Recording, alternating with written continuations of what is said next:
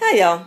I've recently become more deeply interested in gem elixirs, so I started some research the other day, and I found a few videos that resonated with me.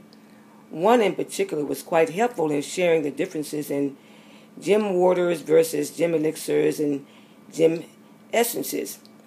Well, based on what I learned from the woman in that particular video, I'm not at all attracted to the gem elixirs or the gem essences. I'm more in tune with the gem waters, and that's what I'm going to be doing at least for the very near future. Okay, so what you see here is a picture of the indirect method, and the woman who did the video that resonated with me mostly, she expressed that her go-to now for the most part is doing the indirect method, and I'll share more about that later. But I've done the direct method using some water safe crystals, and the quartz family ones are pretty much all water safe, but you can do your own research and find out which ones are water safe. I do know that selenite is not water safe, and that they will disintegrate in water. And also some crystals, as far as the sunlight, they fade, such as amethyst, so you might want to look into which ones are safe in the sun. And I found that the carnelian is safe in the sun, and of course the sunstone is safe in the sun. And so anyway, you can look into more that are safe for that exposure. Okay, when I did the other day, I used a highlight crystal to do the direct method. Highlight being Howlite. And one of the characteristics of that stone is calmness. Well, I decided to do a practice like some people would do prescription medication 3 times a day as indicated by medical professionals. So I decided to do some crystal dosages 3 times a day, morning, in the afternoon, and in the evening. So I did 3 sips in the morning, 3 sips in the afternoon, and 3 sips before I retired for the night.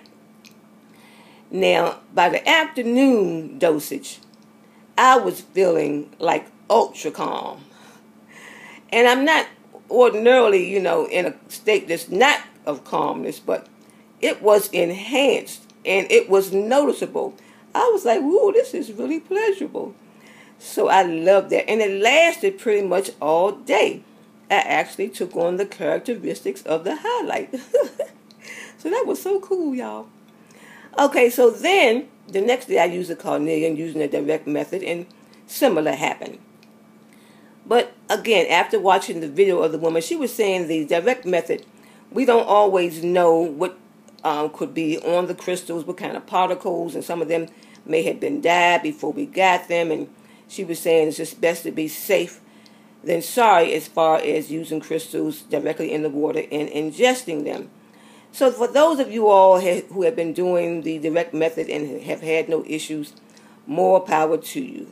I have decided, though, that I'm not going to use the direct method anymore.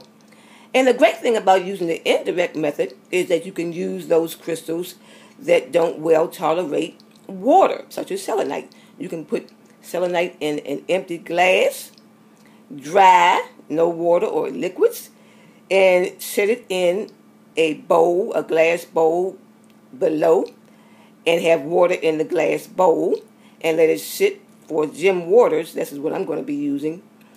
You can just sit it in the sun for like 2 to 4 hours on the windowsill or in your front or backyards where you have the most sun exposure, and then drink from the base bowl that has the water in it.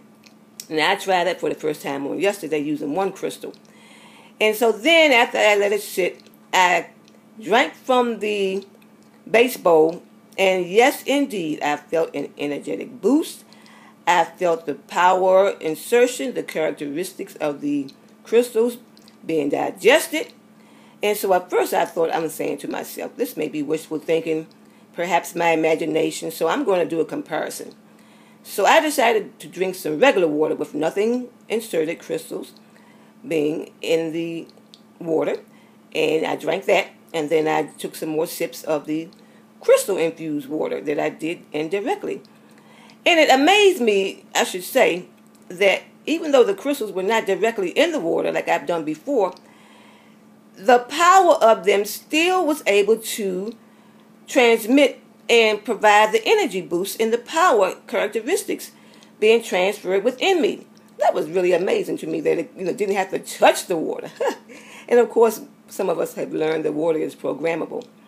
Anyhow, so once I did that, there was a distinct difference in the taste of the regular water versus the water that had been placed in the base bowl with the crystals on top in the dry manner in the top glass. So I was like, okay, let me do it again just in case I'm again imagining. I did it a couple of more times. And there is indeed a distinct difference in the water taste. So I was like, woohoo! So today I decided to be brave. And I made me a crystal, what I call cocktail. A bunch of crystals. I have a sort of crystals in this top glass with no water in it. I have a raw citrine. I have a tumbled apophyllite. I have a raw serpentine. I have a raw clear quartz. I have a tumbled highlight. And I have something else in there that I can't pronounce, so I'm not even going to attempt it. And you can choose whichever ones you are inclined if you want to use this gem water practice. And so I'm going to put it in the sun for 2 to 4 hours. And at the bottom of the base, I have the water, and I'm going to drink it later on and see what happens with this cocktail. Now, I would say to beginners, I would not start out doing any crystals in water, indirectly or directly.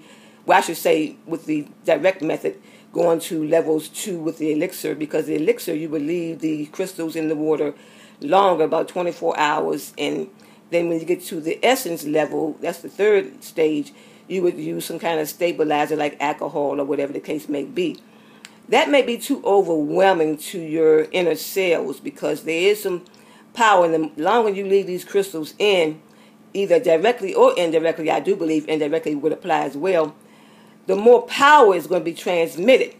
And I'm going to tell you, when I just did the 2 to 4 hour span, there was some serious power packs in that exercise. So I got this cocktail here. I didn't do but one crystal the other times. So this cocktail may take me over the top. Y'all may find me floating in the clouds above planet level because it is powerful when you consume it. Like I said, I'm doing 3 sips 3 times a day. I'm not even drinking a full glass, y'all. I didn't consume a full glass either time, and I don't think I'm going to because I got enough power surges doing it with the sips. But you do what works best for you and that's suitable for you. I'm just saying. So I wouldn't start out, on the second and third levels. And I would highly recommend that people consider just doing the indirect method because it is safer. And when in doubt, as they say, do without. So I'm going to see how this crystal cocktail works for me. And also when you go ahead and put it in the sun, whether it's outside or in the windowsills, it's best to cover it to keep any kind of debris or particles or dusty bunnies from being inserted in the glass. Even though there's no water in the glass, you don't want any dust particles and stuff in there with the crystal. So one woman recommended covering it with cheesecloth, and someone else recommended covering it with like a glass plate, and another person recommended using a paper towel, securing it with a rubber band around the rim. So I have so far used the paper towel method, and I punched some holes in it because someone recommended that. So I'm going to see how it goes, y'all. But again, just be wise and find out what crystals can tolerate the sun, because amethyst is one that does fade in the sun. So thank y'all for listening. Bye now.